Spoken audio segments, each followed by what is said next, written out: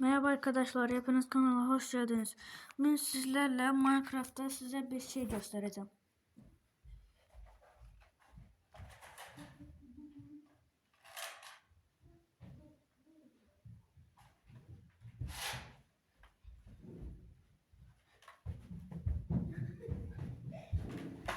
Gördüğünüz gibi Minecraft'a girdi.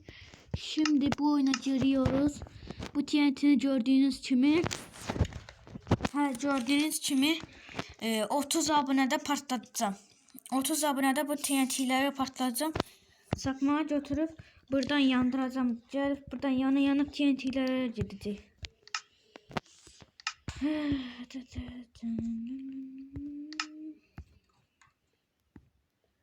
Teride o.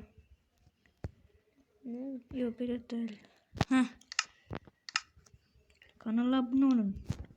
30 abone de patlattım. Kendinize iyi bakın. Bye.